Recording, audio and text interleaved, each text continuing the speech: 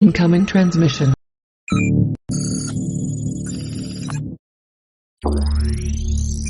हूँ डेसीटेक सॉल्यूशंस की तरफ से और आज का हमारा टॉपिक है लिनक्स। तो आज हम बात करेंगे कि व्हाट इज लिनक्स और कमांड्स क्या होते हैं लिनक्स के, और जो फाइल सिस्टम है वो क्या है लिनक्स का। फाइल सिस्टम और जो कमांड्स है हम वो प्रैक्टिकली देखेंगे। तो चलिए स्टार्ट करते हैं। तो गाइस स्टार्ट करने से पहले आज के हमारे कंटेंट जान लेते हैं कि आज के हमारे कंटेंट क्या है। तो व्हाट इज लिनक्स, फर्स्ट हम पता करेंगे कि लिनक्स ओएस क्या है, कि एक लिनक्स ऑपरेटिंग सिस्टम क्या होता है। फीचर्स ऑफ लिनक्स, लिनक्स के फीचर्स कौन से। Basic file system of Linux, जो फाइल सिस्टम है लिनक्स में कौन से फोल्डर में क्या क्या फाइल सेव होते, तो उसके बारे में पता करेंगे। और बेसिक लिनक्स कमांड, जो भी लिनक्स के बेसिक कमांड्स है हम उसके बारे में थोड़ा पता कर लेंगे, क्योंकि जब हम इथिकल हैकिंग सीखेंगे तो कमांड्स जो याद है मेमोराइज होना बहुत इंपॉर्टेंट है। सो ये जो बेसिक्स एंड जो लिनक्स कमांड, जो कमांड एंड फाइल सिस्टम वाला ही हम अभी प्रैक्टिकली करेंगे आज। सो ये प्रैक्टिकली करेंगे, मैं इसको थोड़ा बहुत थ्योरेटिकल में बता देता हूँ। तो चलिए हमारे फर्स्ट इससे स्टार्ट करते हैं, फर्स्ट टॉपिक से। सो आज का हमारा फर्स्ट टॉपिक है व्हाट इज लिनक्स। तो मैं आपको बता देना चाहता हूँ लिनक्स एक free and open source operating system है। मतलब आपको ये डाउनलोड करके डायरेक्टली आप इसको यूज कर सकते हो। जैसे विंडोज ऑपरेटिंग सिस्टम होता है, सिमिलरली लिनक्स ऑपरेटिंग सिस्टम भी होता है, लेकिन विंडोज जो है वो एक माइक्रोसॉफ्ट की तरफ से पेड ऑपरेटिंग सिस्टम है, लेकिन लिनक्स एक फ्री ऑपरेटिंग सिस्टम है और ये ओपन सोर्स है। वे इसका जो सोर्स कोड है आपको ये फ्रीली अवेलेबल मिल जाता है। सो इसके कारण आप इसको मॉडिफाई भी कर सकते हो। यहाँ पे देखो मैंने एक पॉइंट डाला हुआ है, अगर आप यहाँ पे देख सकते हो कहाँ गया। तो देखो we can modify code as per the requirement because of open source. तो ये ओपन सोर्स है ना, इसके कारण हम इसको मॉडिफाई भी कर सकते हैं, मतलब इसके सोर्स कोड में थोड़ा बहुत चेंज करके अपने हिसाब से वो ऑपरेटिंग सिस्टम बना सकते हैं। और ये based on Unix operating system. Unix मतलब क्या होता है, ये फुल्ली टर्मिनल बेस्ड होता है। तो जो ये लिनक्स ऑपरेटिंग सिस्टम है, यूनिक्स ऑपरेटिंग सिस्टम के जैसा ही है, मतलब ये फुली टर्मिनल बेस्ड है। और ये लिनक्स ऑपरेटिंग सिस्टम है, ये किसने डेवलप किया था? ये लिनस टॉरवल्ड ने डेवलप किया था इन 17 सितंबर 1991 में। एज अ पर्सनल प्रोजेक्ट इन्होंने स्टार्ट किया था, लेकिन अभी ये वर्ल्ड वाइड में यूज किया जाता है। और ये जो लिनक्स ऑपरेटिंग सिस्टम ये कर्नल बेस होता है, मतलब बेसिकली ये जैसे अपना ये मदरबोर्ड वैसे होता है किसमें, विंडोज में, तो उसमें लिनक्स में कर्नल होता है। तो ये जो कर्नल पे पूरा बेस्ड होता है लिनक्स ऑपरेटिंग सिस्टम। और Linux most of the time काय के लिए जाना जाता है? स्टेबिलिटी, सिक्योरिटी और फिजिबिलिटी और पोर्टेबिलिटी। मतलब आप किसी भी डिवाइस में इसको यूज कर सकते हो, जैसे आईओटी डिवाइस हो गए। जैसे लेटेस्ट कंसिडर में आपको एक एग्जांपल ही दे दो, जैसे एटीएम मशीन हो गए। मोस्ट ऑफ द सर्वर्स के जो ऑपरेटिंग सिस्टम्स होते हैं तो लिनक्स ही यूज करते हैं। Most of the IoT device, अगर कार में कोई ऑटोमेशन डिवाइस या ऑटोमेटिक जो कार होती है उसमें जो ऑपरेटिंग सिस्टम होता है वो ज्यादातर लिनक्स ही होता है। आपके जो भी छोटे मोटे गैजेट्स होते हैं उसमें जो भी आपके मिस कॉन्फ़िगरेशन किए जाते हैं राउटर्स है, ये सब लिनक्स पे बेस होते हैं। मतलब most of the time Linux operating system use किया जाता है स्टेबिलिटी और सिक्योरिटी के कारण। और ये जो लिनक्स ऑपरेटिंग सिस्टम है, लार्ज एंड एक्टिव कम्युनिटी के डेवलपर्स जो है उनके तरफ से अपडेट किया जाता है, इंप्रूवमेंट किया जाता है, मतलब इनके तरफ से वो सारा अपडेशन आता है और थोड़ी बहुत जो भी नई नई बातें इनमें आती है लिनक्स में, तो ये सारी जो ये कम्युनिटीज होती है डेवलपर्स की, ये उनमें नया नया इंटीग्रेशन लाते रहते हैं। तो ये हो गया लिनक्स के बारे में। सो इसके बाद हम बात करते हैं फीचर्स ऑफ लिनक्स कि एग्जैक्टली लिनक्स के फीचर्स कौन से जिससे लिनक्स को एक अच्छा ऑपरेटिंग सिस्टम माना जाता है, जो कि most of the time organization में यूज किया जाता है फॉर द ऑर्गेनाइजेशनल यूज और द कॉर्पोरेट यूज। तो ये जो लिनक्स है ये मल्टी यूजर कैपेबिलिटी लगता है, मतलब एक से ज्यादा यूजर्स इसको यूज कर सकते हैं, या मल्टी यूजर्स अपन उसमें एक ऑपरेटिंग सिस्टम में मल्टी यूजर्स बना सकते हैं। Multitasking at a time multitask कर सकते हैं, मतलब सिंगल टास्क के लिए जैसे कि अपन चार पांच टर्मिनल ओपन करके एज ए चार पांच टर्मिनल में अलग अलग काम हो रहे, तो हम अलग अलग काम एट ए टाइम कर सकते हैं, तो ये मल्टीटास्किंग है। पोर्टेबिलिटी आप सिंपल सी वर्ड्स में कह सकते हो, अगर कोई आईओटी डिवाइस है, कोई एटीएम मशीन है, इसमें पोर्टेबल, मतलब ये लिनक्स ऑपरेटिंग सिस्टम है पोर्टेबल, मतलब आप कौन से भी डिवाइस में इसको ये कर सकते हो, मतलब इंस्टॉल कर सकते हो। जैसे रास्पबेरी पाई हो गए, छोटे छोटे डिवाइसेस होते हैं, इनमें ज्यादा रैम, ज्यादा इसमें स्टोरेज की जरूरत नहीं होती, एकदम minimal amount of storage, minimal amount of processors की यूज होती है। तो इसलिए जो लिनक्स ऑपरेटिंग सिस्टम है उसलिए प्रिफरेबल किया जाता है। और जो लिनक्स ऑपरेटिंग सिस्टम है most of the kernel base होता है, इसका डायरेक्टली एक्सेस आपको हार्डवेयर के साथ नहीं मिलेगा, सो ये सिक्योरिटी से भी अच्छा होता है। और most and important point, CDN USB से ये इसमें बूट करा सकते हो। जैसे आप जो विंडोज है वो कैसे लैपटॉप में इंस्टॉल कर लेते हो फिर वो यूज करते हो। अगर आपको जो अगर लिनक्स यूज करना है तो आप कैसे कर सकते हो, जो बूट है वो बूटिंग सिस्टम आप यूएसबी में डाल सकते हो, यूएसबी में वो लिनक्स सिस्टम डाल दिया, आप डायरेक्टली प्लग इन कर सकते हो काय में, आपके सीपीयू में या लैपटॉप पे, और डायरेक्टली आप बूट प्रोसेस से यूएसबी बूट कर सकते हो डायरेक्टली, वो ओपन मतलब लाइव बूटिंग चल रहा है, मतलब वो लाइव सिस्टम आप यूज कर सकते हो, और आपका विंडोज होस्ट वैसे ही रहेगा, लेकिन आप जब बूट कर रहे हो तो आप विंडोज होस्ट को बूट ना करते हुए आप एक तो यूएसबी नहीं तो सीडी ड्राइव को बूट कर ले, और आप लिनक्स या कोई भी लिनक्स ऑपरेटिंग सिस्टम आप चला सकते हो। सो इसका मोस्ट इंपॉर्टेंट पॉइंट है, मतलब आप इसके कारण बहुत सारे एडवांटेज मिल जाते हैं आपको, कि आपको एक ऑपरेटिंग सिस्टम हैंडल नहीं करना पड़ता है, जस्ट आपको एक pen drive CD drive handle करके आप उसका यूज कहीं पे भी ले सकते हो। सो ये मोस्ट ऑफ पोर्टेबल का बेस्ट एग्जांपल यही हो गया है कि आप इसको कहीं पे भी साथ में ले जाके ये ऑपरेटिंग सिस्टम यूज कर सकते हो किसी भी सिस्टम पर। ठीक है, यूजिंग द बूट, बूट जो सिस्टम होता है, बूट सिस्टम जो होता है कोई भी लैपटॉप में, तो उसके कारण आप यूएसबी और सीडी ड्राइव उसमें बूट करा सकते हो। लिनक्स के जो अभी नए नए ऑपरेटिंग सिस्टम आ रहे हैं उसमें जो ग्राफिकल यूजर इंटरफेस है वो अभी थोड़ा और ज्यादा इम्प्रूव हो गया है, और उसके कारण अभी जैसे कि टर्मिनल बेस पे ज्यादा यूज करते थे हम लिनक्स, अभी उतना ये यूज नहीं होता, अभी ग्राफिकल यूजर इंटरफेस भी अच्छा हो गया, तो हम ग्राफिकल यूजर इंटरफेस भी अच्छे से यूज कर सकते हैं। और मोस्ट ऑफ द एप्लीकेशन इसमें सपोर्ट्स करते हैं, मतलब जो भी हैकिंग टूल्स हो गए, इथिकल हैकिंग टूल्स हो गए, स्कैनिंग टूल्स हो गए, तो मोस्ट ऑफ द एप्लीकेशन इसमें सपोर्ट करते हैं। फाइल सिस्टम एकदम इसका स्ट्रक्चर्ड फाइल सिस्टम है, सो मतलब आप कोई भी फीचर्स इसके बारे में जानना चाहोगे फाइल सिस्टम के, सो आपको इजी टू एक्सेस है, मतलब आपको directly best of the best, मतलब इसको रीड एंड एक्सेस वाला एग्जीक्यूट वाले जो भी फाइल्स एक्सेस सिस्टम है वो आपको मिल जाते हैं। और मोस्ट फीचर्स इसका ओपन सोर्स है, सो आप इसको ओपन सोर्स के कारण आप इसमें थोड़ा मॉडिफिकेशन भी कर सकते हो। So the features of Linux ये इतने हो गए, तो हम चलिए आगे इसके बारे में जाते हैं, बेसिक्स फाइल सिस्टम के बारे में जानते हैं। तो अभी हम बात करते हैं basic file system of Linux के बारे में। तो लिनक्स में क्या होता है, एक फाइल्स और फोल्डर्स होते हैं, तो लेट अस कंसीडर ये जो फोल्डर है स्लैश बिन, ये फोल्डर में क्या होता है, ये फोल्डर में होता है बेसिक्स प्रोग्राम, जो भी हम कमांड्स रन करते हैं, L S C D move, तो ये सारे प्रोग्राम्स कहाँ पे, ये जो सारे जो कमांड्स कर रहे हैं रन, तो ये कमांड्स के प्रोग्राम कहाँ पे सेव होते हैं, ये होते हैं स्लैश बिन फोल्डर में। और एसबिन फोल्डर में क्या होता है, एसबिन फोल्डर में सारे सिस्टम्स प्रोग्राम होते हैं, मतलब जो भी एफडीस है, सिस्टम सीएटएल है, मतलब जो भी सिस्टम से रिलेटेड जो भी प्रोग्राम्स होते हैं वो सारे एसबिन फोल्डर में होते हैं। और फिर उसके बाद है ईटीसी फोल्डर। ईटीसी फोल्डर पे क्या होता है, जो भी आप कोई भी सॉफ्टवेयर या कोई भी एप्लीकेशन आप डाउनलोड करें, तो उनकी कुछ कॉन्फ़िगरेशन फाइल्स हो गई, लेटेस्ट कंसीडर आपके विंडोज में ड्राइवर्स होते हैं, तो ड्राइवर्स की कुछ फाइल्स होती है, ब्लूटूथ के ड्राइवर की कुछ फाइल्स होंगी, तो वैसे ही लिनक्स में कुछ ड्राइवर्स होते हैं, कुछ एप्लीकेशंस के कॉन्फ़िगरेशन फाइल्स होती है, सारे ईटीसी में आ जाते हैं। तो ये सारे जो फाइल्स होती है वो ईटीसी में आ जाते हैं। फिर उसके बाद है हमारी टेम्प फोल्डर।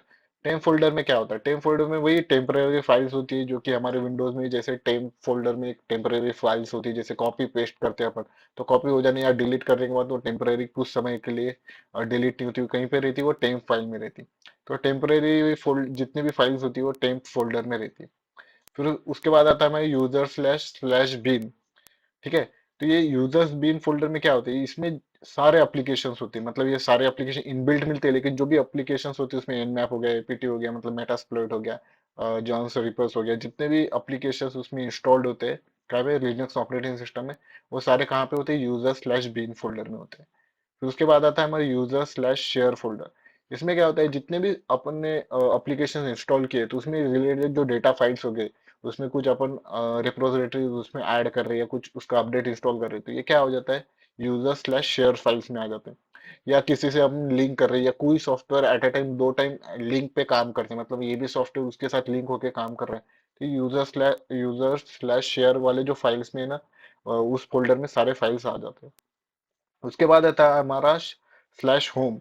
स्लैश होम वो होता है, लेटेस्ट कंसिडर हमने 3 यूजर्स क्रिएट करके रखे, तो सबके जो सेपरेट यूजर्स होंगे उन सबके यूजर्स के जो पर्सनल डायरेक्टरीज होंगी वो ये होम फोल्डर में होंगे।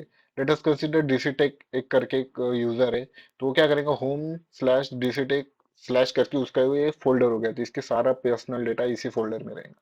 तो सेम अगर कोई दूसरा पर्सनल डायरेक्टरी चाहिए, मतलब किसी यूजर को अगर और एक पर्सनल डायरेक्टरी चाहिए, तो होम स्लैश किसी दूसरे यूजर की वो पर्सनल डायरेक्टरी हो जाएगी। फिर उसके बाद आए रूट डायरेक्टरी मतलब ये रूट फाइल सिस्टम क्या हो गया, ये इस फोल्डर में क्या आते हैं, जितने भी एडमिन रिलेटेड जो भी रिपोजिटरीज होती है, मतलब जितने भी एडमिनिस्ट्रेटिव डायरेक्टरीज होती है, ये सारी की सारी रूट फोल्डर्स में आती है, रूट प्रिविलेज भी इसी में आता है। तो ये हो गया हमारा फाइल बेस्ड सिस्टम। इसके बाद हम जानेंगे कि बेसिक कमांड्स क्या होते हैं, और वो हम डायरेक्टली मशीन पर ही जाके करते हैं, मतलब मैं आपको क्लियरली बता दूंगा। सो ये आप आगे यहाँ पे देख सकते हो, बेसिक फाइल कमांड सिस्टम। तो ये सारे के सारे हम इस पर जाके करते, मशीन पे जाके करते हैं, कि यूज भी करते हो, इसके कैसे एग्जीक्यूट होते हैं वो भी देखते हैं। तो चलिए स्टार्ट करते हैं। हेलो गाइस, तो अभी हम आ चुके हैं हमारे मशीन में। तो आप यहाँ पे देख सकते हो, मैंने यहाँ पे पीपीटी ओपन करके रख चुका हूँ कि बेसिक लिनक्स कमांड। तो ये सारे जो कमांड्स है, हम इसके बारे में बात भी करेंगे और इसको एग्जीक्यूट भी करेंगे सिमिलरली। तो मैं यहाँ पे अपना टर्मिनल ओपन कर लेता हूँ, इसको बड़ा कर लेता हूँ। तो आप यहाँ पे देख रहे होंगे, मैंने मेरा टर्मिनल ओपन कर लिया। तो हमारा फर्स्ट जो कमांड है वो है हमारा हेल्प कमांड। तो जैसे ही मैं हेल्प कमांड यहाँ पे देता हूँ, तो ये क्या करेंगे, ये सारी डिटेल्स हमें दे देंगे कि आप किस एक्सप्रेशन से क्या कर सकते हो, ये अलाइज क्या होता है, अगर आपको कुछ मतलब कुछ भी कमांड देना हो तो ये बता देंगे। ये सारी मतलब ये सारे मोस्ट ऑफ द टाइम ये हेल्प प्रोवाइड करता है, ठीक है। फिर उसके बाद हम क्लियर लिख देते हैं, मतलब क्लियर से क्या होता है, क्लीन हो जाता है। फिर हमारा नेक्स्ट है कमांड एम ए एन क्या करता है, एम ए एन करता है उस कमांड के बारे, किसी भी कमांड के बारे में, किसी डायरेक्टरी के बारे में फुल इंफॉर्मेशन देना। सो लेट अस कंसीडर हमारे पास जो एल एस कमांड है उसके बारे में ये इंफॉर्मेशन दे देगा एम एन। तो ये एम एन क्या करता है, show your complete manual of that command. मतलब ये जो कमांड के बारे में इसने पूरा फुल मैनुअल दे दिया कि ये एल एस कमांड क्या करता है। तो इसकी फुल फॉर्म दे दिया उसने कि list the directory of content. और वो उसकी डिस्क्रिप्शन में दे दिया कि वो क्या क्या कर सकता है, मतलब वो ऑल सिलेक्ट कर सकता है, ऑलमोस्ट ऑल कर सकता है, स्किप के लिए क्या कर सकता है, ये सारा उसके लिए उसने दे दिया। और यहाँ पे आप देख रहे होंगे, जैसे आप प्रेस एच फॉर हेल्प करेंगे और क्यू फॉर क्विट, तो आपको इसको एग्जिट करना है तो आपको क्यू प्रेस करना पड़ेगा, तो ये एग्जिट हो जाता है, ठीक है। तो हमने देख लिया एल एस एम एन के बारे में। फिर उसके बाद देखते हैं एल एस कमांड। तो अभी हम कौन से डायरेक्टरी में, अभी हम कोई भी डायरेक्टरी में नहीं है, हम डायरेक्टली होम डायरेक्टरी में। तो हम एलएस अगर करते हो तो आप यहाँ पे देख सकते हो डेस्कटॉप। एलएस मतलब क्या करता है, list all the folders and the files of the current directory. हम जिस भी करंट डायरेक्टरी में हैं, हम क्या है होम डायरेक्टरी में, तो ये जो करंट डायरेक्टरी में जितने भी फोल्डर्स है, ये सारे फोल्डर्स लिस्ट कर देता है। अगर यहाँ पे कोई फाइल्स होती तो वो भी लिस्ट कर देता है, ठीक है। तो ये एलएस करता है लिस्ट करने के लिए। फिर उसके बाद आता है सीडी। सीडी क्या करता है, चेंज डायरेक्टरी। हम अगर सीडी लिख के क्या लिख देते हैं, डेस्कटॉप, तो हम डेस्कटॉप कर देते तो ये क्या कर देगा। तो आप यहाँ पे देख सकते हो ये डेस्कटॉप फोल्डर के अंदर है। अगर आप हम यहाँ पे एलएस करते हैं, तो यहाँ पे एलएस करने के बाद आप देख सकते हैं यहाँ पे कौन से, ये अभी ये पीडीएफ है, ये मेरी पीडीएफ है, ठीक है। ये पीडीएफ का नाम है, और रेडमी एक लाइसेंस करके ये एक दूसरी फाइल है। तो इसने क्या कर दिया, लिस्ट ऑफ द फाइल्स, ये एक फर्स्ट फाइल होगी और एक सेकंड फाइल होगी, ठीक है। ये दोनों फाइल्स यहाँ पे आ गई है, ठीक है। हम क्लियर कर लेते हैं। फिर उसके बाद हम देखते हैं पीडब्ल्यूडी क्या करता है। पीडब्ल्यूडी करता है, जो हम करंट डायरेक्टरी है क्या करता है, शो द वर्किंग डायरेक्टरी। हम किस डायरेक्टरी में हैं अभी, तो आप देख सकते हो होम डीसीटेक, मैंने बोला था हम होम डीसीटेक, अभी यूजर हूँ मैं, और यूजर के जो डेस्कटॉप है उस फोल्डर में हूँ। तो ये क्या कर देता है, शो द वर्किंग डायरेक्टरी। हम अभी कौन से डेस्कटॉप वाले डायरेक्टरी में, सो ये हमारी वर्किंग डायरेक्टरी होगी। तो क्या बता देगा हम कौन से डायरेक्टरी में काम कर रहे हैं, उसके बारे में बताता है पीडब्ल्यूडी। इसके बाद हमारा कमांड है डीआईआर। डीआईआर क्या करता है, ये डीआईआर सिमिलरली एलएस जैसा ही होता है। ये सारी फाइल्स है, फोल्डर जो भी होती है वो सब लिस्ट कर देता है। अगर मैं यहाँ पे डीआईआर लिख दूँ, तो ये देखो ये क्या कर रहा है, ये फाइल्स एंड जो भी फोल्डर्स है, ये फोल्डर मैंने अभी क्रिएट किया है, मतलब एलएस से भी ये फोल्डर दिख जाएगा अगर आप एलएस भी करोगे। तो सिमिलरली ये यहाँ पे देखो ये फाइल जो भी है और टेस्ट करके फोल्डर, ये इन्होंने दोनों भी सेम काम करते हैं, दोनों भी जितने भी फोल्डर्स एंड फाइल है लिस्ट कर देते हैं। ये डीआर क्या करता है, मतलब आप ये डीआर अगर सीएमडी, जो विंडोज का सीएमडी होता है कमांड प्रॉम्प्ट, अगर वहां पे भी आप डीआर लिख के एंटर मारोगे तो वहां पे भी सारी फाइल्स वो शो कर देता है, क्योंकि ये डीआर कमांड प्रॉम्प्ट में भी काम करता है। उसके बाद आता है हमारा एमकेडीआर। एमकेडीआर क्या करता है, क्रिएट एंड डायरेक्टरी फोल्डर्स। मतलब आपको अगर कोई फोल्डर या डायरेक्टरी क्रिएट करनी हो कमा इसमें लिनक्स में, तो आप क्या करेंगे, एमकेडीआर लिखोगे। तो हम लिखते हैं एमकेडीआईआर, और हम डीसी नाम से एक फोल्डर बनाते हैं। तो अगर आप यहाँ पे देखोगे तो एक फोल्डर बन चुका होगा, और हम एलएस करते, तो ये देखो यहाँ पे डीसी नाम का एक फोल्डर बन चुका है। तो फिर हम क्या कर लेते हैं, अभी थोड़ा डेस्कटॉप के अंदर अगर जा सकते हैं, मतलब अगर आपको पता ही होगा सी डी डेस्कटॉप लिख के हम इसके अंदर जा सकते हैं, लेकिन फिलहाल में हम डेस्कटॉप के अंदर है। हम अभी जाएंगे डीसी के अंदर। तो अभी हम कहाँ पे आ गए, एलएस करोगे कुछ भी नहीं आएगा, क्योंकि जो डीसी नाम का फोल्डर है यहाँ पे ब्लैंक है पूरा। सो यहाँ पे कुछ भी नहीं है। सो अगर हमें फिर से डेस्कटॉप वाले फोल्डर में आना है, अभी हम कहाँ पे है, डीसी वाले में, हमको फिर से पिछले वाले फोल्डर में जाना है। तो हम यहाँ पे कैसे जाएंगे, तो हम क्या करेंगे, सीडी लिख के डबल डॉट लिखेंगे, तो क्या करेंगे, एक फोल्डर पीछे चले जाता है। सो ऐसे हम पीछे भी जा सकते हैं। तो गाइस इसके बाद का हमारा कमांड है वो है सीपी। सीपी क्या करता है, सीपी करता है कॉपी ऑफ फाइल और अ फोल्डर, मतलब ये क्या करता है, जो भी फाइल या फोल्डर वो क्या करता है, कॉपी कर लेता है। मैं यहाँ पे एलएस कर देता हूँ, तो आप यहाँ पे देख रहे होंगे मैंने यहाँ पे एक दो डायरेक्टरी बने हैं और एक फाइल भी एक्स्ट्रा बना के रखी है। ठीक है, तो ये जो टेस्ट वन जो फाइल है, तो हम क्या करेंगे, जो टेस्ट वन फाइल है हम ये टेस्ट वाले फोल्डर में कॉपी करेंगे। तो इसके लिए हम क्या करेंगे, सीपी लिखेंगे। ठीक है, सीपी लिखने के बाद हम जो फाइल कॉपी करनी है तो उसका नाम लिखेंगे, फिर स्पेस देके जिसमें कॉपी करना है, मतलब जिस फोल्डर में अपने को कॉपी करना है वो लिखेंगे और एंटर कर देंगे। तो ये क्या हो गया, आप कैसे देखोगे कि इसमें कॉपी हुआ है या नहीं, तो फिर सबसे पहले हम एलएस कर लेते, तो यहाँ पे भी फोल्डर है। ठीक है, फिर उसके बाद हम सीडी लिख के टेस्ट लिख देते और यहाँ पे जाके देखते हैं। ठीक है, टेस्ट में कॉपी हुआ है क्या, हम अभी टेस्ट में आ चुके हैं, देख रहे होंगे आप यहाँ पे टेस्ट में आ चुके हैं। ठीक है, तो हम एलएस कर लेते, तो यहाँ पे देखो दोस्तों, यहाँ पे टेस्ट वन करके जो फाइल बनाई थी हमने, ये यहाँ पे कॉपी हो चुकी है। ठीक है, ये कॉपी हो जाने के बाद हम थोड़ा क्लियर कर लेते हैं इसको, मतलब थोड़ा अच्छा दिखेगा, क्लियर कर दे। फिर उसके बाद हमारा जो नेक्स्ट कमांड है वो है मूव कमांड। तो अभी हम क्या करेंगे, ये जो मूव कमांड है, सबसे पहले हम एलएस कर लेते हैं, ये जो टेस्ट वन है हमें मूव करना है कौन से, इसमें डेस्कटॉप पे, फिर से डेस्कटॉप पे मूव करना है, या जो भी डीसी वाला फोल्डर है उसमें मूव करना है। तो हम क्या करेंगे, हम सिंपल सा यहाँ पे एमवी लिखेंगे। ठीक है, फिर उसके बाद ये हमारा टेस्ट वन जो नाम है वो लिखेंगे।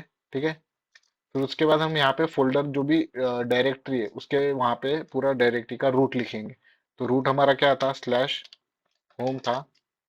ठीक है, स्लैश डीसी टेक था, फिर स्लैश कहाँ पे कॉपी करना है अपने को, लेटेस्ट कंसिडर हम डाउनलोड में करते हैं। ठीक है, डाउनलोड में हम इसको मूव कर देते हैं। तो अगर आप यहाँ पे एलएस करोगे, तो देखो यहाँ पे एलएस करने के बाद भी कुछ भी नहीं आ रहा, फिर से एलएस करूंगा कुछ भी नहीं आ रहा, क्यों, क्योंकि ये मूव हो चुका है डाउनलोड फोल्डर में। तो हम फिर से देखते हैं कि ये डाउनलोड फोल्डर में गया कि नहीं गया, तो यहाँ पे सीडी कर देता हूँ। ठीक है, और एक बार सीडी कर देता हूँ, सॉरी। फिर उसके बाद मैं यहाँ पे एलएस लिख के डाउनलोड वाले फोल्डर में चले जाता हूँ। ठीक है, डाउनलोड वाले फोल्डर में चले जाता हूँ।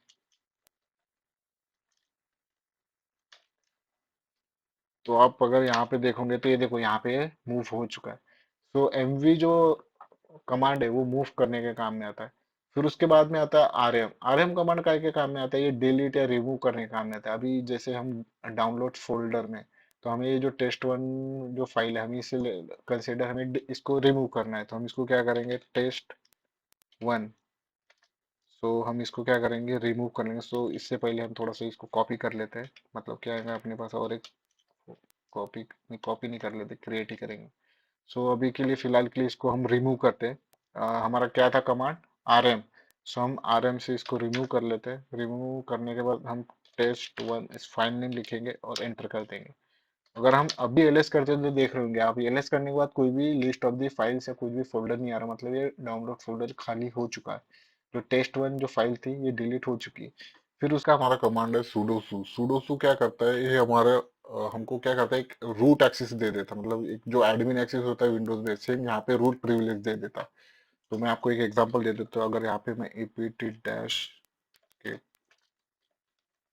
अपडेट करता हूँ, तो यहाँ पे देखो ये क्या बोल रहा है, could not open the log file, मतलब ये क्या हो गया, इसको परमिशन डिनाइड मिल गया, मतलब ये कुछ इसको परमिशंस नहीं मिलेंगे। क्यों, क्योंकि ये यहाँ पे जो मैं हूँ ये यूजर की इसमें हूँ, मुझे रूट प्रिविलेज चाहिए। अगर मुझे यहाँ पे जो रिपोजिटरीज है या कुछ भी अपडेट करना है तो मुझे क्या करना पड़ेगा, एक रूट प्रिविलेज चाहिए। तो रूट प्रिविलेज के लिए क्या यूज करते हैं, हम यूज करते हैं सुडोसु।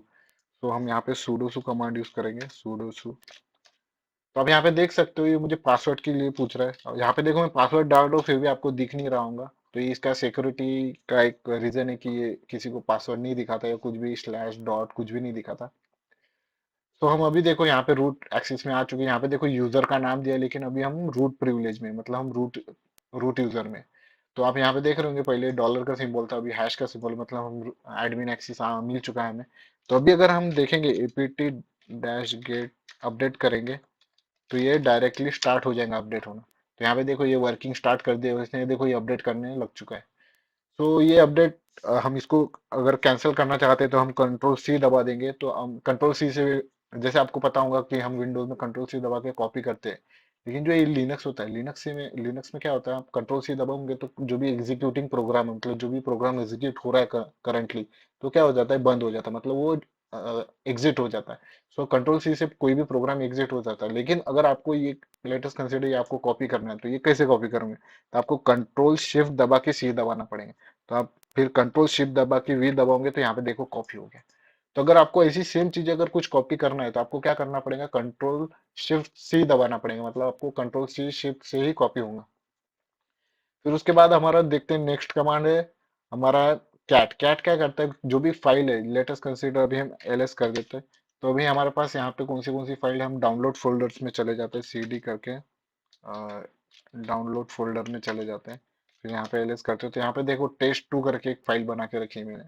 तो टू टेक्स्ट टू करके फाइल है, तो हम यहाँ पे कैट करके, तो इसके अंदर का जो भी कंटेंट होगा उसमें का कंटेंट हमें दिखेगा। मतलब हम टेस्ट टू फाइल को अगर ओपन करते हैं तो देखो यहाँ पे मैंने इस फाइल में क्या लिखा है, हेलो वर्ल्ड करके लिखा था। तो क्या कर देंगे, जो भी फाइल के अंदर जो लिखा होगा वो यहाँ पे दिखा देंगे। और उसके बाद हमारा नेक्स्ट कमांड है नैनो। नैनो क्या है, एक लिनक्स फाइल एडिटर है। तो अभी ये फाइल है टेक्स्ट टू, तो हम इसको एडिट करना चाहते हैं, तो कैसे करेंगे, तो हम क्या लिखेंगे, नैनो, उसके बाद हम लिखेंगे कैट टेक्स्ट टू, ठीक है, और एंटर करेंगे। तो देखो ये एडिटर स्टार्ट हो गया है। तो आप यहाँ पे देख सकते हो, यहाँ पे हमें कुछ भी एडिट कर सकते हो, हेलो, ठीक है, देसी टेक। तो यहाँ पे मैं कुछ भी लिख सकता हूँ, ठीक है, ये हमारा एडिटर हो गया। इसमें हम एडिट कर सकते हैं। देखो अभी ये एडिट हो चुका है। एलएस करते हैं, तो कैट करते हैं, टेक्स्ट टू करते हैं। तो अगर आप यहाँ पे देख रहे होंगे, ये एडिट करने के बाद जो भी इसका कंटेंट है वो चेंज हो चुका है। तो ये कंटेंट का काम ये करता है। फिर उसके बाद हमारा है Z edit, file editor software. तो ये फिलहाल के लिए मेरे पैरेट में है ही नहीं। सो अगर आप लिनक्स ऑपरेटिंग सिस्टम जैसे काली लिनक्स यूज कर रहे हो या उबंटू यूज कर रहे हो, तो उसमें जेड एडिट दिखाई, मतलब उसमें अगर आप कमांड प्रॉम्प्ट पे कमांड अगर रन कर रहे हो तो जेड एडिट मतलब एक नोटपैड ओपन हो जाएगा। C H M O D क्या करता है, सीमोच एम ओ डी क्या करता है, एक किसी भी मैं आपको एक एग्जांपल दे देता हूँ। अगर कोई आपके पास एक फाइल है, तो आपके फाइल में कौन सी परमिशन होती है, एक रीड करने की परमिशन होती है, एक राइट करने की परमिशन होती है, और एक एग्जीक्यूट करने की परमिशन होती है किसी भी फाइल में। मतलब ये तीनों में से कोई भी परमिशन हो सकती है, होती नहीं है, हर एक फाइल में होती नहीं है। जैसे ये वाली फाइल में हम क्या कर सकते हैं, रीड भी कर सकते हैं और राइट भी कर सकते हैं, इसमें कुछ भी लिख सकते हैं। लेकिन एग्जीक्यूट हो रही है क्या, नहीं, एग्जीक्यूट नहीं होती। क्योंकि हम एग्जीक्यूट अगर करना चाहते थे, एग्जीक्यूट जो फाइल अगर हो रही, मतलब लेटेस्ट कंसिडर अगर एग्जीक्यूट करना चाहती तो नहीं होगी। क्यों, क्योंकि इसमें परमिशन ही नहीं।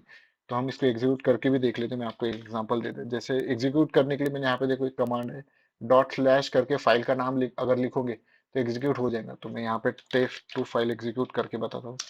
तो क्या बोल रहा है, परमिशन डिनाइड। क्यों, क्यों इसके पास परमिशन है ही नहीं। मतलब अगर आपके जो भी अगर आप इसको परमिशन देना चाहते हो, तो यहाँ पे CHMOD लिखोगे, परमिशन कौन सी, एग्जीक्यूट होने वाली है, ठीक है, टेक्स्ट टू। तो अभी इसको क्या हो गया, टेक्स्ट टू जो भी फाइल है एग्जीक्यूटिंग परमिशन चुकी है, तो आप टेक्स्ट टू लिखोगे, ठीक है, डॉट स्लैश के बाद। तो ये अभी एग्जीक्यूट, इसको रीड एंड राइट परमिशन तो पहले ही थी, लेकिन अभी इसको एग्जीक्यूट वाली भी परमिशन मिल चुकी है। फिर देखो क्या हो गया, एग्जीक्यूट हो रहा है, लेकिन जो लाइंस है यहाँ पे कमांड नॉट फाउंड, मतलब प्रॉपरली कोड ही लिखा नहीं है। अगर यहाँ पे कोड होता तो एग्जीक्यूट हो जाता। तो इसने पहले एक फर्स्ट लाइन का जो भी कोड था वो एग्जीक्यूट करने को देखा, नहीं हुआ, क्योंकि कमांड ये ऐसा कुछ है ही नहीं। हेलो, ये भी कुछ है ही नहीं, ये भी कुछ है ही नहीं। तो इसने इसको एग्जीक्यूट परमिशन मिल चुकी है, लेकिन एग्जीक्यूट नहीं कर पा रहा क्योंकि इसमें प्रॉपर कोड है ही नहीं, ठीक है। सेम क्या करता है बैश, बैश भी सेम एग्जीक्यूट करता है प्रोग्राम, लेकिन क्या करता है, किसी सॉफ्टवेयर को रन करने के काम में आता है, डायरेक्टली सॉफ्टवेयर। तो अगर हम यहाँ पे फाइल रन करो तो ये सेम काम में आ रहा। डॉट स्लैश भी सेम काम आता, बैश भी सेम काम में आता।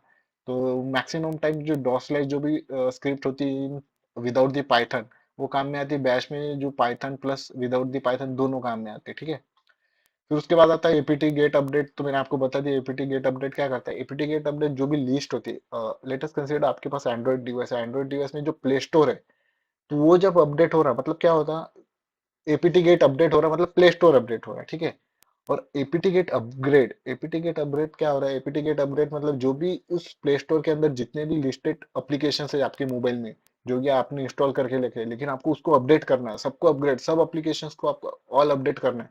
तो वो जो कमांड होगी ऑल एपीटी गेट अपग्रेड। तो अगर आप यहाँ पे एपीटी डैश गेट अपग्रेड लिखते हो, तो ये क्या करेंगे, सारे सॉफ्टवेयर को ये अपग्रेड करना स्टार्ट कर देगा। फिलहाल के लिए कुछ तो गलत हो गया, APT slash up G R A D, ठीक है, स्पेलिंग गलत हो गई थी। ठीक है, ये देखो ये अपग्रेड करना स्टार्ट कर दिया, तो इसने देखो यहाँ पे क्या बोला है कि after the operation white disk will be freed. ठीक है, तो इसको क्या करना है, need to get 579 KB of अर्चूज। तो ये जितने भी सॉफ्टवेयर है ये क्या करेंगे अपडेट करने के लिए, 11 अपग्रेडेड यहाँ पे है और न्यूली इंस्टॉल्ड यहाँ पे 0 है, रिमूव नॉट अपग्रेडेड, तो यहाँ पे 11 अपग्रेड करेंगे। ठीक है, अगर हम यहाँ पे एस कर देते हैं तो ये क्या करेंगे, अपग्रेड करने के लिए चला जाएगा, मतलब ये अपग्रेड पे लग जाएगा पूरा सिस्टम। ठीक है, तो सारे मतलब जितने भी एप्लीकेशन है वो सारे अपडेट पे चले जाएंगे। तो फिलहाल की मुझे अपडेट नहीं करना है तो मैं यहाँ पे नो कर देता हूँ। ठीक है, फिर उसके बाद आता है हमारा एपीटी गेट इंस्टॉल। ठीक है, तो अगर हमें कोई सॉफ्टवेयर इंस्टॉल करना है, हमारे पास नाम है सिर्फ, तो हम क्या करते हैं, डैश गेट लिख देते हैं और उसके बाद इंस्टॉल। तो कोई सॉफ्टवेयर है, लेटेस्ट कंसीडर जी एडिट था, जैसे कि मेरे पास अभी था नहीं, तो मैं इसको अगर इंस्टॉल करना चाहता हूँ तो ये देखो ये क्या करेगा, इंस्टॉल करना स्टार्ट कर देगा और मुझे उसका एक्सेस पूछेगा। फिर मैं इसको एस कर देता हूँ, तो ये देखो इसने क्या कर दिया, इंस्टॉल करना स्टार्ट कर दिया। मतलब आपको अगर कोई सॉफ्टवेयर इंस्टॉल करना है तो आप क्या लिखोगे, एपीटी डैश गेट इंस्टॉल, उसका जो भी टूल आपको इंस्टॉल करना है उसका नाम लिखोगे, या जो भी सॉफ्टवेयर आपको इंस्टॉल करना है उसका नाम लिखोगे। तो देखो इसने इंस्टॉल करना स्टार्ट कर दिया। क्योंकि मेरे इसमें जेएडिट था नहीं इसलिए मैंने आपको दिखाई नहीं था, लेकिन अभी इंस्टॉल कर रहा है तो इंस्टॉल हो जाने के बाद मैं आपको दिखाता हूँ जेएडिट क्या होता है। एक नोट एडिटर है, मतलब एक नोट पैड जैसे ही होता है। तो ये देखो इंस्टॉल हो रहा है। ठीक है, इसको इंस्टॉल होने देता हूँ थोड़ा।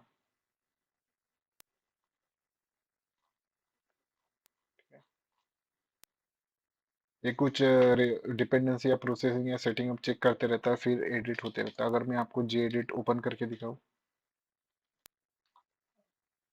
कैंसिल करता हूँ, क्या ओपन हो गया था। तो आप यहाँ पे देखोगे, ये देखो ये है कोड एडिटर। तो ये देखो ये जो मैंने अभी इंस्टॉल किया तो ये डायरेक्टली चालू हो गया। अगर वो जब ये मैं पहले अगर कमांड प्रॉम्प्ट पे अगर रन करता तो ये चालू नहीं होता। क्यों? क्योंकि ये मेरे पास था नहीं, अभी है। ठीक है, तो ये स्टार्ट हो गया। अभी ये मैंने क्लोज कर दिया तो यहाँ पे क्लोज हो गया।